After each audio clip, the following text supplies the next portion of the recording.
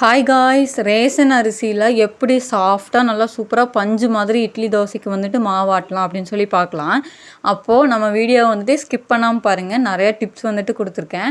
இப்போது 1/4 கிலோ வந்து வெள்ளை உளுந்து 1 ஸ்பூன் வெந்தயத்தையும் வந்து கழுவி எடுத்துக்கலாம். இப்போ அரிசி வந்துட்டு நான் 2.25 கிலோ போடுறேன். 2.25 கிலோக்கே நான் 1/4 கிலோ உளுந்து தான் வந்து போட்டிருக்கேன். அதுக்காக இப்போ வந்துட்டு ரேஷன் கடையில் கிடைக்கிற அரிசி இருக்கும்ல, புழுங்கல் அரிசி வந்து 1/2 கிலோவும், ரேஷன் கிடைக்கிற பச்சரிசி வந்து 1 கிலோவும், நம்ம சாப்பாட்டு அரிசி வந்துட்டு 1/2 கிலோவும், இட்லி அரிசி கடையில் விற்கிறாங்களா அது வந்து ஒரு 1/4 கிலோ வந்துட்டு ஆட் பண்ணிக்கோங்க. டோட்டலாக வந்து 2.25 கிலோ வந்துட்டு அரிசிக்கு 1/4 கிலோ வந்து உளுந்தும் வெந்தயம் வந்துட்டு 1 ஸ்பூன் வந்து ஆட் பண்ணியிருக்கேன். 5 டைம் வந்துட்டு நல்லா வாஷ் பண்ணிட்டிங்கன்னா நல்லா ஒயிட்டாக வந்து இட்லி நல்லா பஞ்சு மாதிரி சூப்பராக கிடைக்கும்.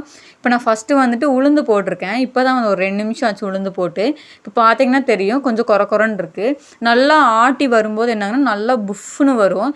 பார்த்திங்கன்னா தெரியும் கல்லுக்கு மேலே வந்துட்டு உளுந்து நல்லா இருக்குது. நல்லா காட்டுற பாருங்க, நல்லா பஞ்சு மாதிரி இருக்கும். இந்த மாதிரி உளுந்து வந்து கொஞ்சம் நல்ல பிராண்டாக வந்துட்டு பார்த்து வாங்கிக்கோங்க. அப்போ தான் வந்து இட்லி வந்து சூப்பராக இருக்கும். இப்போ உளுந்து ஆட்டிரிச்சு எடுத்துகிட்டு நம்ம வந்து அரிசி போட்டுக்கலாம். நான் 2 பார்ட்டாக வந்து அரிசி போட்டுக்கிறேன். என்னோடய கிரைண்டர் கொஞ்சம் கம்மியாக தான் பிடிக்கும். அதனால உங்கள் கிரைண்டர் ஒன்றாவே பிடிக்குன்னா நீங்கள் மொத்தமாகவே போட்டுக்கலாம். இப்போ பார்த்திங்கன்னா கொஞ்சம் கொரன்னு இருக்கும். ரொம்பவும் கொரன்னு வேண்டாம், ரொம்ப சாஃப்டாக வேணாம், மீடியமாக லைட்டாக கொரன்னு அப்படிங்கிற ஸ்டேஜில் வந்து எடுத்துக்கோங்க. இப்போ நான் ஆட்டிரிச்சு எடுத்துடுறேன். இப்போ எடுத்ததுக்கப்புறமா 2வது வந்து நம்ம அரிசி வச்சுருக்கோம்ல அதையும் வந்துட்டு நம்ம போட்டுக்கலாம். இப்போ நான் சுத்தமாக மாவு வலித்து எடுத்துட்டேன். இப்போ நம்ம 2வது போடுற அரிசி வந்து நான் போட்டுக்கிறேன். போட்டுட்டு கொஞ்சமாக தண்ணி ஊற்றி அதே வந்து நல்லா சாஃப்டாக, எந்த அளவுக்கு சாஃப்டாக வந்து அரைக்க முடியுமோ அந்த அளவுக்கு நீங்கள் அரைச்சி எடுத்துக்கோங்க. இதையும் நான் வந்து வீடியோவில் காட்டுறேன். பார்த்திங்கன்னா தெரியும் எந்த அளவுக்கு சாஃப்டாக இருக்குன்னு. இந்த அளவுக்கு அரைச்சி இப்போ இதை வந்துட்டு நம்ம எடுத்துக்கலாம். முக்கியமாக நான் ஒரு விஷயம் சொல்கிறேன். இந்த கையில் வந்துட்டு கலக்குங்க. நம்ம எடுத்து வைக்கிற மாவை வந்துட்டு கையில் கலக்குங்க. இந்த கரண்டிலெல்லாம் கலக்குனிங்கன்னா வந்துட்டு ஈவனாக கலந்து வராது. நீங்கள் டீசென்ட்டு பார்த்துட்டு விட்டிங்கன்னா நமக்கு இட்லி வராது.